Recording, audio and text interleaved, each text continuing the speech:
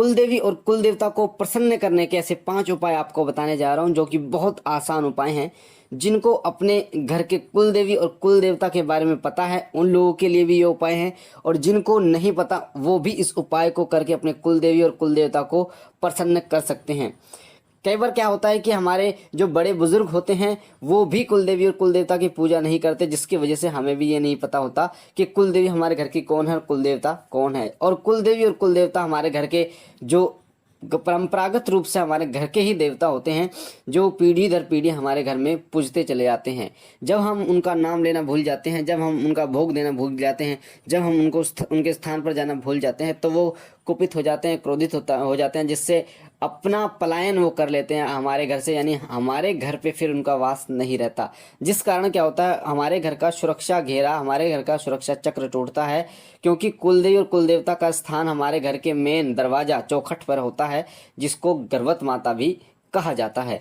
और जब भी कोई नकारात्मक शक्ति हमारे घर में प्रवेश करती है, या फिर दरिद्रता हमारे घर में प्रवेश करती है, बीमारियां हमारे घर में प्रवेश करती हैं, या फिर जो नकारात्मक शक्तियाँ होती हैं वो हमारे घर में प्रवेश करती हैं, तो बिना रोक टोक के हमारे घर के अंदर वो घुस जाती हैं। ये इसी प्रकार होता है जैसे किसी के दरवाजे में, अगर किसी के मेन जो घर होता है उसकी चौखट होती है, वहाँ पर अगर दरवाज़ा ही नहीं होगा तो कोई भी आ जा सकता है, इस प्रकार होता है।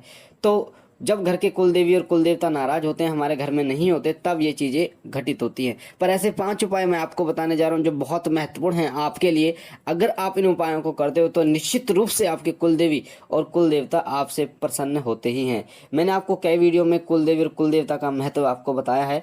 सबसे पहले अगर आप कोई साधना करते हैं, पूजा करते हैं, तो अपने कुल देवी और कुल देवता की कीजिए। इष्ट देव से भी पहले कुल देवी और कुल देवता की पूजा सबसे पहले कीजिए। अगर वो प्रसन्न हो गए तो अन्य देवता या आपके इष्ट देव जो है वो स्वयं प्रसन्न हो जाएंगे आपकी थोड़ी सी पूजा से। दूसरी बात, कुल देवी और कुल देवता की साधना के लिए, पूजा के लिए गुरु की आवश्यकता नहीं है, न ही सुरक्षा चक्र की आवश्यकता, सुरक्षा घेरे की आवश्यकता होती है। मात्र थोड़ी सी पूजा से आपके जो कुल देवी हैं, कुल देवता हैं, वो प्रसन्न हो जाते हैं, और आपका आगे का जो मार्ग है, आगे का रास्ता जो है वो आपको दिखाते चले जाते हैं। आपके घर में बरकत आना, बीमारियों का दूर जाना, घर में सुख शांति रहना, पति पत्नी में आपस में प्यार प्रेम बढ़ना, घर में एकता का बढ़ना, साथ ही एक सही फैसला लेना, ये सभी कार्य जो है वो कुल देवी और कुल देवता की कृपा से ही होते हैं।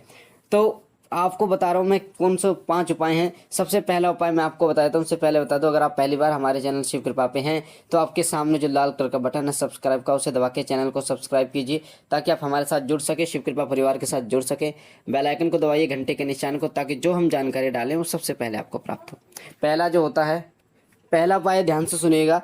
जब भी आप रोटी बनाते हैं, आपके घर में जब भी रोटी बनती है, तो पहली रोटी जो है वो कुलदेव और कुल देवता की नाम की जरूर आप निकालें। अगर आपके घर में कुलदेवी और कुल देवता दोनों हैं तो 2 रोटी, पहल की 2 रोटी आप जरूर निकालें, एक कुलदेवी के नाम की, एक कुल देवता के नाम की। उनके ऊपर थोड़ा सा गुड़, बहुत ही थोड़ा सा गुड़, जैसे नाखून के बराबर आप गुड़ रख दीजिए, और हाथों में लेकर अपने कुल देवी को याद कीजिए, कुल देवता को याद कीजिए। अगर नहीं पता आपको तो आपको बोलना है, मेरे घर के कुल देवी, है मेरे घर के कुल देवता, आप जो भी हो, मैं तो अज्ञानी मूर्ख बालक हूँ, मुझे आपके बारे में नहीं पता, ये पहली रोटी आपके नाम की है, इसे स्वीकार कीजिए और प्रसन्न होइए। फिर वो जो रोटी आप निकालेंगे उसे एक साफ सुथरे स्थान पर आप रख दीजिए, मंदिर में रख दीजिए, कोई साफ सुथरे स्थान पर आपको रखना। यानी पहली रोटी आपको निकालनी है, अगर कुल देवी है तो कुल देवी के नाम की, कुल देवता है तो कुल देवता के नाम की, दोनों है तो 2 रोटी आपको निकालनी है।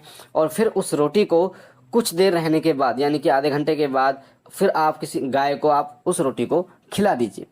अगला उपाय क्या है, जब भी आपकी सैलरी मिले, जो भी आप कमाते हो, चाहे आपका अपना काम है, चाहे आप जॉब करते हो, कोई भी काम आप करते हो, तो जो पैसे आते हैं आपके हाथ में, उसमें से कुछ हिस्सा जो है वो जरूर अपने कुलदेवी और कुलदेवता के नाम का आपको निकालना चाहिए। मान लो आप 10,000 रुपये कमाते हो, तो 10,000 में से अगर आप चाहे 10-10 रुपये निकाल दो दोनों के, चाहे 100-100 रुपये निकाल दो, वो आपकी इच्छा के ऊपर बात है। होता क्या है, जब हम पैसे निकालते हैं, उनके नाम के जो पैसे निकालते हैं, तो वो मान लो 10 हम निकालते हैं तो वो 100 के लिए खुद आगे आते हैं हमारे कुलदेव और कुलदेव, तो वो 100 आपकी झोली में डालते हैं। 100 निकालते हैं तो 1000 आपकी झोली में वो डालते हैं। ये मेरा खुद का अनुभव है। तो इस तरीके से आपको पैसे जो है वो निकालने हैं। वो जो पैसे आप निकालोगे, कोई गुल्लक आप ले लीजिए उनके नाम की, उसमें आपको डालने हैं, वो फिर खर्च आपको बिल्कुल भी नहीं करने।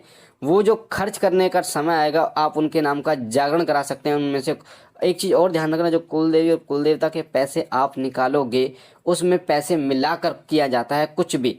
मान लो उनका कुछ प्रसाद आपको बांटना है तो उनमें अपनी तरफ से कुछ पैसे आप मिलाएंगे, उसके बाद प्रसाद आप बांटेंगे। जागरण आपको कराना उनके नाम का तो उनमें आप अपना कुछ पैसे मिलाएंगे, उसके बाद उनका जागरण कराएंगे। या उनके स्थान पर आपको जाना है तो वहाँ पर जो दान पात्र उसमें डालना है तो ये अपना कुछ हिस्सा मिलाकर अपनी तरफ से तब जाके कुछ कार्य किया जाएगा। कुल देवी और कुल देवता के तीसरा उपाय, कुल देवी और कुल देवता के स्थान पर जाना है और मत्था आपको टेकना है। वहाँ की जो पूजा विधि है वो आपको करनी है। बिना उनके स्थान पर जाए वो बिल्कुल प्रसन्न नहीं होते, इस चीज़ का ध्यान रखें। चाहे आप साल में 1 बार जाएं, चाहे साल में 2 बार जाएं, चाहे 36 बार जाएं, वो आपकी इच्छा है पर जाएं जरूर। चौथा उपाय है कि कोई एक दिन ऐसा निश्चित कीजिए जिस दिन आप अपने कुल देवी और कुल देवता का भोग लगा सकें। जैसे मैंने आपको बताया, मैंने जो भोग है वो निर्धारित कर रखा है लड्डू। मैं गोगा झारवीर को 5 लड्डू का भोग लगाता हूँ। 5 लड्डू में से थोड़ा थोड़ा तोड़ के 11 पे भोग लगाता हूँ। एक दिन निर्धारित मैंने कर रखा है संडे का, जिस दिन संडे की छुट्टी होती है। उसी तरीके से माता शीतला को 2 लड्डू का भोग मैं लगाता हूँ। तो इसी तरीके से आप भी अपने कुल देवी और कुल देवता को, क्योंकि इसमें ज़्यादा नहीं 50 रुपये का खर्चा आता होगा महीने का, पर आपको उसका फ़र्क दिखने को मिलेगा जब आप इस विधि को अपनाना शुरू करते हैं। और जब भी लड्डू का भोग लगाते हैं तो पहले 2 लोगों का भोग आप देंगे, उसके बाद ही लड्डुओं का भोग लगाते हैं। जैसे गोगा जी महाराज को लड्डुओं का भोग लगाएंगे 5 का, तो पहले 2 लोग उनके नाम के, फिर लड्डुओं का भोग। ऐसे ही माता शीतला को पहले 2 लोग, फिर उनके नाम का 2 लड्डू।